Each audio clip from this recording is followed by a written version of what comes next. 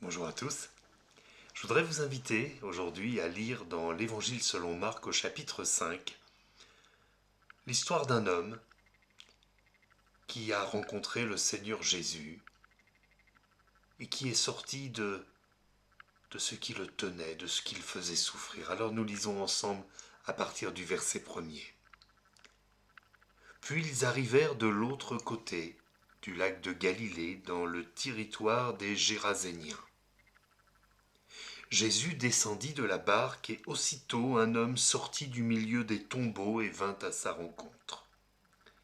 Cet homme était possédé par un esprit mauvais et il vivait parmi les tombeaux. Personne ne pouvait plus le tenir attaché, même avec une chaîne. Souvent, en effet, on lui avait mis des fers aux pieds, des chaînes aux mains, mais il avait rompu les chaînes et brisé les fers. Personne n'était assez fort pour le maîtriser. Continuellement, la nuit comme le jour, il errait parmi les tombeaux et sur les collines en poussant des cris et en se blessant lui-même avec des pierres. Il vit Jésus de loin, alors il accourut, se jeta à genoux devant lui et cria avec force: Que me veux-tu, Jésus, fils du Dieu très haut? Je t'en conjure, au nom de Dieu, ne me tourmente pas. Jésus lui disait en effet: Esprit mauvais, sors de cet homme. Jésus l'interrogea: Quel est ton nom?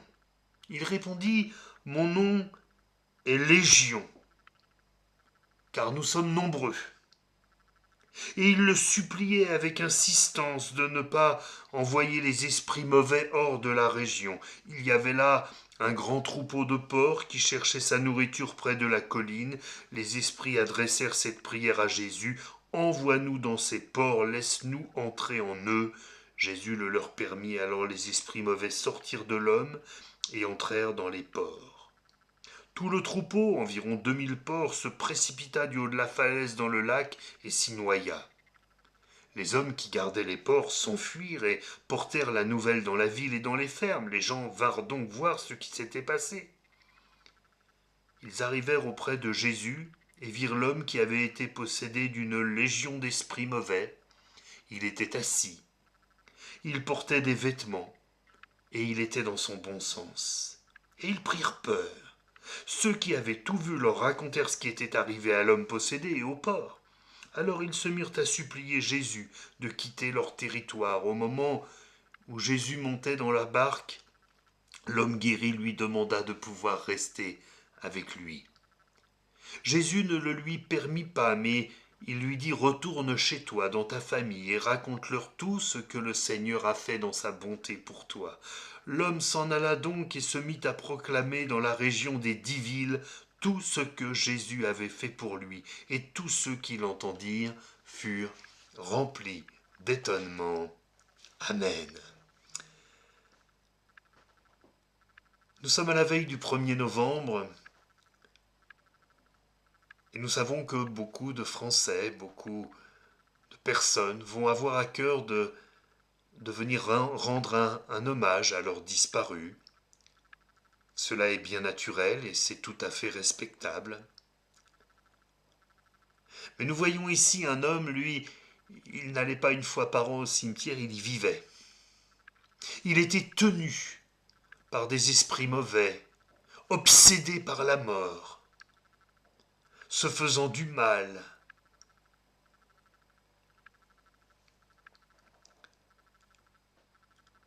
La mort est une chose terrible, et il est normal qu'elle nous affecte.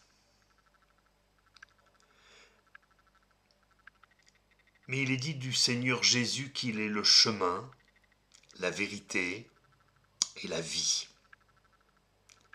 Et voyez-vous comment pour cet homme, eh bien la rencontre avec le Seigneur Jésus a été une sortie non seulement de ces ténèbres, non seulement de ces esprits mauvais qui le hantaient, mais bien plus encore une sortie de ces cimetières où il vivait, de ces tombeaux où il allait se coucher.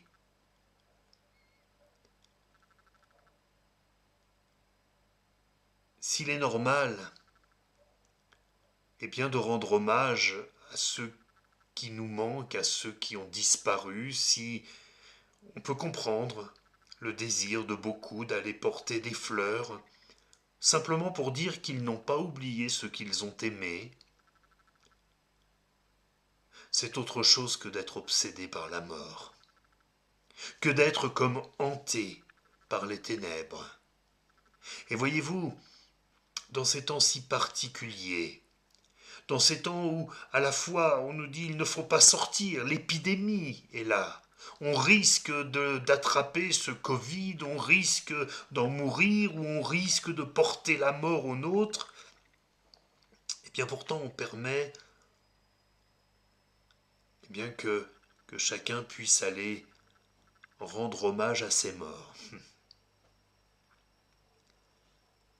Encore une fois, c'est bien compréhensible et légitime que de vouloir leur rendre hommage, mais ce que je voudrais vous inviter à vivre, c'est une rencontre avec celui qui donne la vie, le Seigneur Jésus-Christ. Lui seul donne la vie véritable, la vie avec abondance, nous disent les évangiles. Je bénis Dieu pour cet homme qui a rencontré le Seigneur Jésus, mais en relisant ce texte, il demeure une incompréhension pour moi.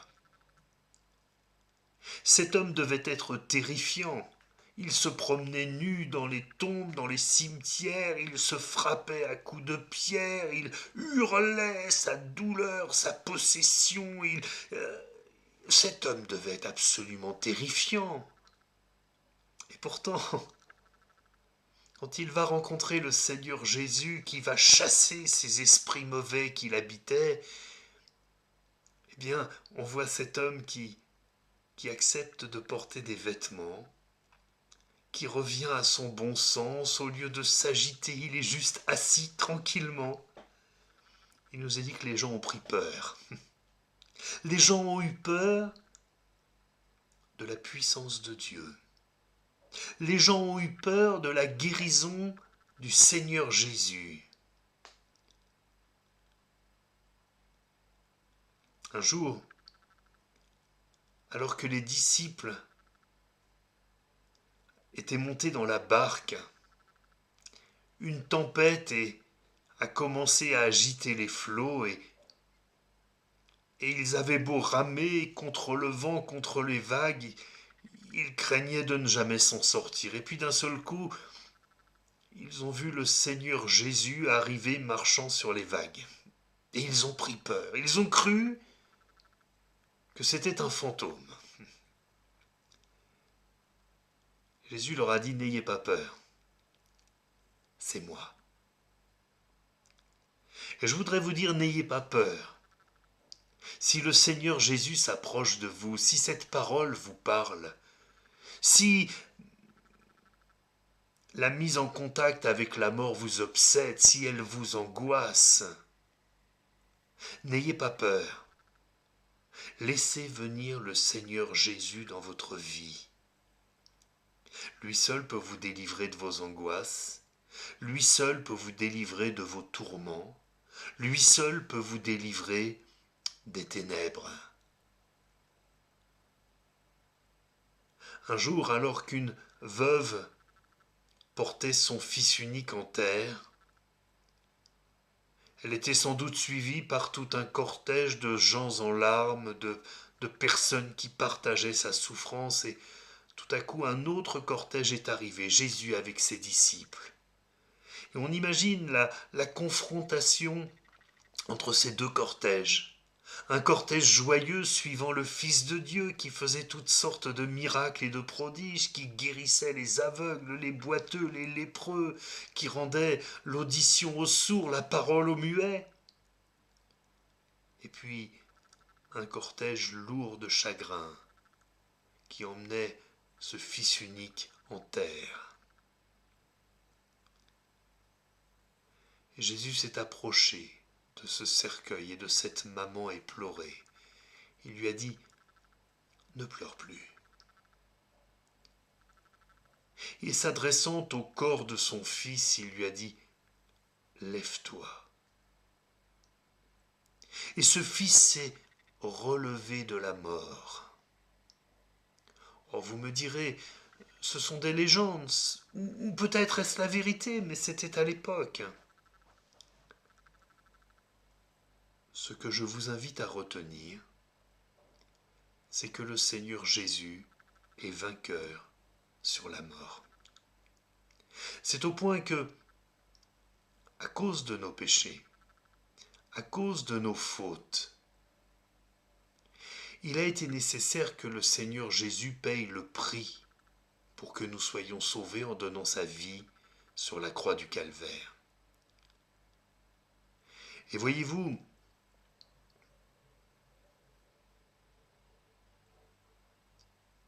si Jésus-Christ, Fils de Dieu, est mort sur la croix, la parole nous dit qu'il était impossible que la mort le retienne. Il est ressuscité. Il vit éternellement. Le troisième jour, la puissance de Dieu s'est manifestée avec sa gloire et Jésus-Christ est ressuscité. Alors celui qui a vaincu la mort peut sans aucun doute vaincre vos angoisses, vos peurs. Peut-être aussi vaincre votre chagrin, votre deuil. Le Seigneur Jésus est celui qui remporte toutes ces victoires-là. Alors, certains fêtent Halloween, d'autres fêtent la Toussaint. J'aimerais que ce moment, cette parole, soit pour vous comme une fête de la vie. Le retour de l'espérance dans votre âme, finalement. La fin de toute chose, ça n'est pas la mort. La fin de toute chose, c'est donner sa vie au Seigneur Jésus et recevoir en héritage la vie éternelle. C'est extraordinaire. Alors, chers amis, ne regardez plus ces choses avec souffrance. Ne regardez plus ces choses avec chagrin. Ne les regardez plus avec angoisse. Mais portez vos regards sur le Christ, sur le Fils de Dieu, qui veut vous consoler, vous apaiser, vous bénir, qui veut vous sauver. Voulez-vous que nous prions ensemble le Seigneur quelques instants? Seigneur notre Dieu, nous te bénissons, parce que tu es vainqueur sur la mort et sur toutes ses conséquences.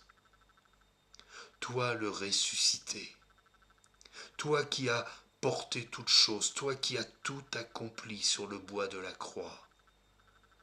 Seigneur, sauve nos amis qui écoutent cette parole, qui, confrontés à la mort, sont en souffrance, sont dans l'angoisse, peut-être même sont confrontés aux ténèbres. Mais Seigneur, toi, tu les libères si seulement ils se confient en toi. Alors merci Père de faire grâce dans le nom précieux de Jésus-Christ. Amen. Amen. À très bientôt et que le Seigneur vous bénisse.